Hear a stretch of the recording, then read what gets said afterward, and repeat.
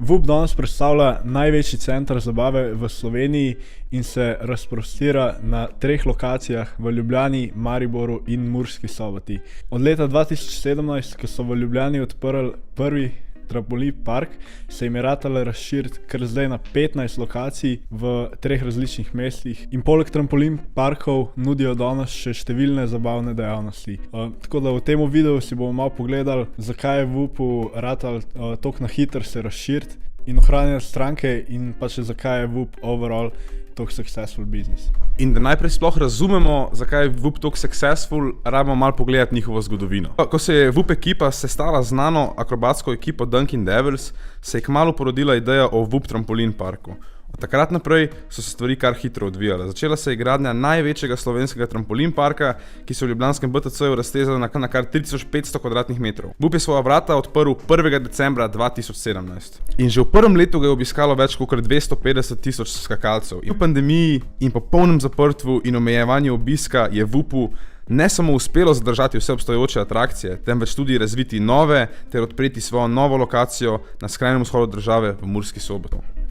Vse pomembnejši pa so v VUP-i tudi obiskovalci, ki pridejo iz drugih držav, ki med sezono predstavljajo tudi do 20% vseh obiskovalcev. Tako da je VUP tudi neko turistična atrakcija. Ok, zdaj, ko vemo malo, kako je VUP nastal, si bomo pogledali, kako se je VUP toliko hitro razširil. Ker, kot smo rekli prej, v samo 6 letih se je iz ene lokacije VUP razširil na kar 15 lokacij. Zdaj VUP že dolgo ni samo trampolin park, ampak VUP zdaj v bistvu postaja sinonim za aktivno in zabavno preživljanje prostega časa. Zdaj, kljub temu, da smo imeli zadnja leta malo negotove razmere zaradi covida in podobnih stvari, se je VUP-u ratalo razširiti tudi v teh letih. Februarja 2022 so odprli novo lokacijo v Murski Soboti. Prekmurje zato postaja turistično središče, ki privablja goste tudi iz drugih držav, kot so Hrvaška, Avstrija, Madžarska in tudi iz ostale Evrope in celega sveta.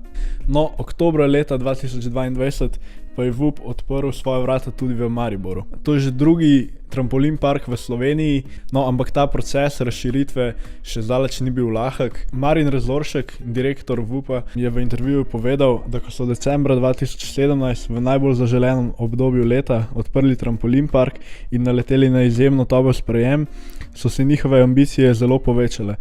Zato so zelo hitro začeli razmišljati o franšiznem modelu. Zdelo se jim je namreč, da jim je uspelo in da lahko ta model uspešno prinesli tudi na druge trge. Tako so začeli pripravljati ustrezno franšizno dokumentacijo, da bi se lahko pripravili na trženje trampolin parka VUP v obliki franšiznega modela. Toda realnost je bila malce drugačna, kot so si jo naslikali. Park so torej odprli decembra, ko je skoraj pokal po šivih, toda do aprila, maja, ko se je začelo lepo vreme, je bil kar naenkrat napol prazen. Šele takrat so spoznali, da ne bo šlo tako preprosto in da bomo morali izpopolnjevati ponudbo in vsebine, če bomo hoteli uravnavati sezonske nihanja. Takrat smo doživeli reality check, ki je bil za nas kar velik udarec. Zaradi tega se je trženje franšiznega modela nekoliko zamaknilo, a smo bili dokaj blizu temu, da bi svojo prvo enoto odprli na Hrvaškem. Ta izziv bi bil sicer pripravljen sprejeti kjerkoli v Evropi, ampak se nam je zdel Zagreb najboljša izbira, saj trampolin parka še niso imeli, poleg tega gre za milijonsko mesto in ker je zelo blizu, bi franšizojemalcu lažje nudili podporo. Seveda pa bi bil tudi dragocen tudi sam proces učenja, ki bi ga potrebovali pri naši prvi enoti v tujini. Tam smo tudi našli potencialnega kandidata, franšizojemalca, ki bi lahko v nakupovalnem središču odprl VUP, a medtem ko smo se pogovarjali s potencialnimi najemniki franšize, se je pojavila priložnost, da prevzamemo karting v ljubljanskem BTC-ju. Čeprav smo imeli izkušnje samo s svetom trampolinov in nismo razmišljali o drugih aktivnostih, pa smo vseeno pogledali malce širše in se odločili, da razširimo svoje področje delovanja še z drugimi zabavnimi aktivnostmi. Pri tem je bilo odločilnega pomena tudi to, da smo navezali stike z slovenskim podjetjem Ensol 360, največjim proizvajalcem karting stez na svetu. Tudi zanje je bil projekt večnivojske karting proge prvi, ki so ga izvedli v Sloveniji. Ker smo se tako intenzivno predali naprej prenovi kartinga in nato še arene, kot tudi zaradi epidemičnih razmer, je trženje franšiznega modela na Hrvaškem zastalo, a se tej ideji še nismo odpovedali. Tako so pri VUP-u spoznali, da boljš kot ta model, da bi franšize imeli trampolin parkov, so ugotovili, da boljša ideja je v bistvu, da uvedejo prvo še nove aktivnosti v Sloveniji, kjer je market najverjetneje toliko večji.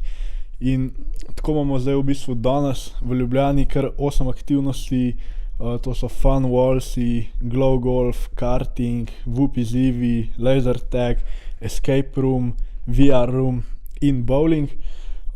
V Mariboru imamo tudi 3 aktivnosti, Trampolin Park, Escape Room, VR Room in 4 aktivnosti v Murski Soboti, VUP izzivi, VR Room, Laser Tag in Escape Room.